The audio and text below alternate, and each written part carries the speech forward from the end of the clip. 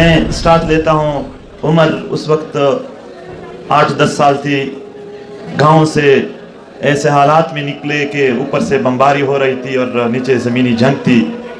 ہمارے گھر پر بھی مسلسل گولیوں کے وہ آ رہے تھے. تو والد صاحب نے کہا کہ نکلتے ہیں. جب گھر سے نکلے تو ہم نہیں تھے, ہزاروں کی تعداد میں لوگ علاقے سے نکل رہے تھے. یہ 2004 کی بات ہے. اس وقت میری عمر 10 سال تھی. ابھی مجھے پتہ نہیں چل رہا تھا کہ یہ کیا ہے اور کیا ہو رہا ہے. بس اسی دن سے دھر بدر پھر رہے ہیں.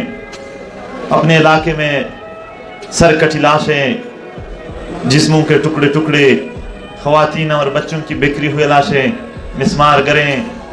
IDPs کیمپوں میں کبھی ایک ٹینٹ کے نیچے زندگی گزارو, کبھی کیسے حالات کبھی کیسے حالات. ایسے ہی در بدر ماحول میں پھر رہے تھے کہ یہ 2018 یعنی اب ہم بڑے ہو چکے تھے اور معجزاتی طور پر اس جنگ میں بچ گئے تھے. رشتہ دار تو شہید ہو گئے تھے. کافی علاقے کے لوگوں کو دیکھا کہ وہ بھی اب نہیں رہے.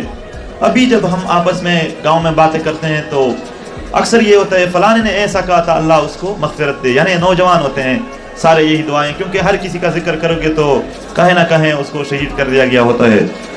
ایسی حالات میں ہم جب پھر رہے تھے تو 2018 میں اسلام آباد پریس کلب تک پہنچ گئے ہم ایک احتجاج کی صورت میں.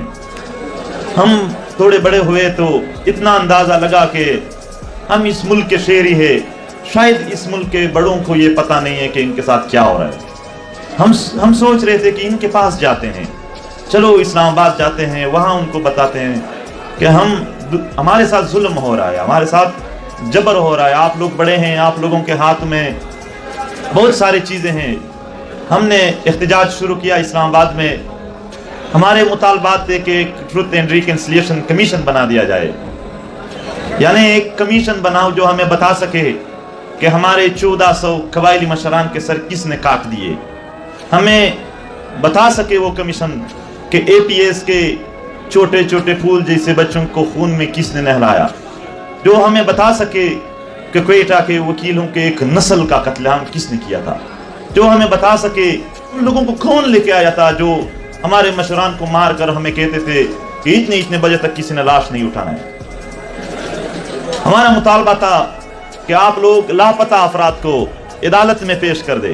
محترم وکیل صاحبان ہے یہاں, ان سے عرض کریں گے کہ ہم آج بھی کہتے ہیں کہ اگر ہمارا لہجہ تلخ ہے تو آپ لوگوں میں سے جس کے بھی لہجہ ٹھیک ہے, نرم ہے, وہ جا کے اس ملک کے جرنیلوں سے بات کرے کہ اگر وہ آئین پر پاکستان کے قانون اور آئین کو مانتے ہیں تو کل ان لاپتہ افراد کو عدالت میں پیش کرے.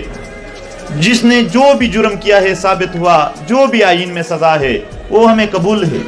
چاہے وہ لاپتہ افراد بلوچ ہے, پشتون ہے, سندھی ہے, مہاجر ہے یا کسی اور علاقے کے ہیں, جہاں سے بھی ہے. آپ لوگ اگر آئین پر آپ لوگوں کا اعتماد ہے عدالت میں پیش کر دو. ہم پاکستان کی عدالت کو مانتے ہیں.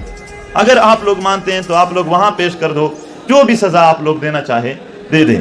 اگر وہ پاکستان کی عدالت کو نہیں مانتے ہیں, اگر وہ پاکستان کے آئین کو نہیں مانتے ہیں, وہ اسلام کو مانتے ہیں, تو ہم ان کو بتاتے ہیں کہ کل علماء کو لے آؤ, ان لوگوں پہ جو بھی جرم ثابت ہوا شریعت میں جو سزا ہے وہ دے دو. اگر وہ اس کو بھی نہیں مانتے ہیں, روایات کو مانتے ہیں, تو وہ کل جو روایتی جرگے ہوتے ہیں ان کے سامنے ان کو پیش کرے, جو بھی سزا روایت میں اس کے لیے تھی وہ ان کو دے دے. مگر وہ کیا مانتے ہیں, ہمیں تو اتنا بتائیں کہ وہ مانتے کون سے اصولوں کو ہے, وہ کون سے آئین کو مانتے ہیں,